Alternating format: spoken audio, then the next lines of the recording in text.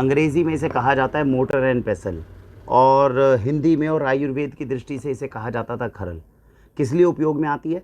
आजकल जब हमने ब्लेंडर्स को यूज़ करना शुरू कर दिया है, मिक्सर ग्राइंडर्स को यूज़ करना शुरू कर दिया है, पहले ज़माने में ये नहीं होते थे। तो जाहिर-सी बात है, जब हमारे घर में ग्राइंडर्स आ गए तो इनकी क्या ज़रूरत है? ज़रूरत है। वो क्यों है उसको समझिए।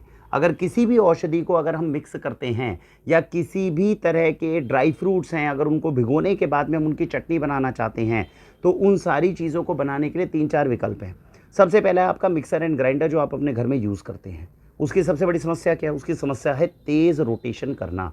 किसी भी चीज़ को अगर आप उसके अंदर डाल रहे हैं, तो पहली बात, उस मिक्सर ग्राइंडर के अंदर स्टील के जो ग्राइंडर्स हैं वो लगे हुए हैं। स्टील एक ऐसी धातु है जो किसी भी तरह के द्रव्य के अंदर से उसकी इंट्रिंसिक जो एनर्जी होती है उसको खींच लेती है।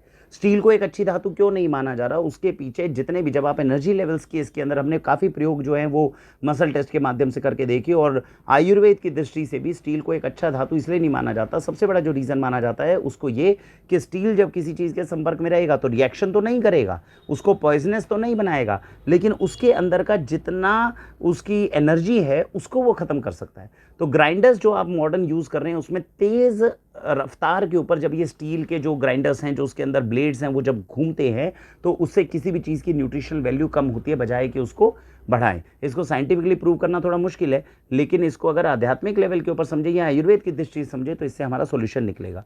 अब अगर हम अपने मिक्सर ग्राइंडर्स के जो स्टील के ब्लेड्स हैं उनको यूज़ ना करें, तो फिर किस चीज़ को यूज़ करें? मार्केट के अंदर आपने देखी होंगी इस तरह की मोटर एंड पेसल होती है, वो किस चीज़ की बनती है? या तो मार्बल की बनेगी, या ग्रेनाइट की बनेगी, या पोर्सलिन की बनेगी, वो सफ़ेद वाली जो आपने देखी होगी। उसके साथ में सबसे बड़ी समस्या ये है, जब मैं इसके अंदर पेसल को घुमा रहा हूँ, कितना भी घुमा रहा हूँ, तो इससे जब अपने हाथ के ऊपर लगाऊंगा तो कोई भी पाउडर रिलीज़ नहीं हुआ। क्यों नहीं हुआ? ये पत्थर है। पत्थर को जब आपस में धीरे धीरे घिसा जाता है, तो बहुत ज़्यादा तेज़ एनर्जी जो है वो उसके अंदर रिलीज़ नहीं होती।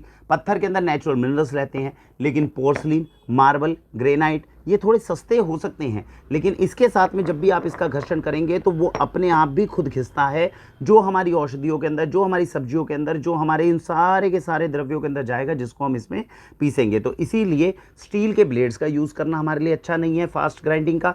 दूसरी तरीके से अगर पोर्सलिन, ग्रेनाइट या हम मार्बल को यूज़ करें तो वो हमारे लिए अच्छा नहीं है।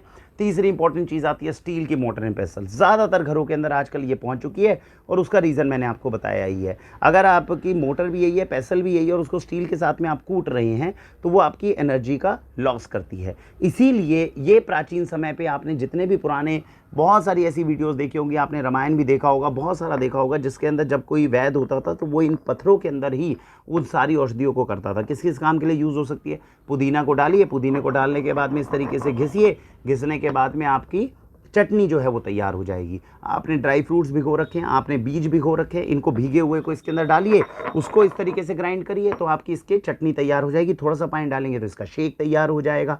इस तरीके से घर के अंदर जितने भी मसाले हैं, आप अगर मसालों को कूटने के अंदर, जब इसके अंदर मसाले कूटेंगे और जब अपने मिक्सर ग्राइंडर्स के अंदर मसाले कूटेंगे, दोनों के अंदर ज़मीन आसमान का अंतर आता है। टेस्ट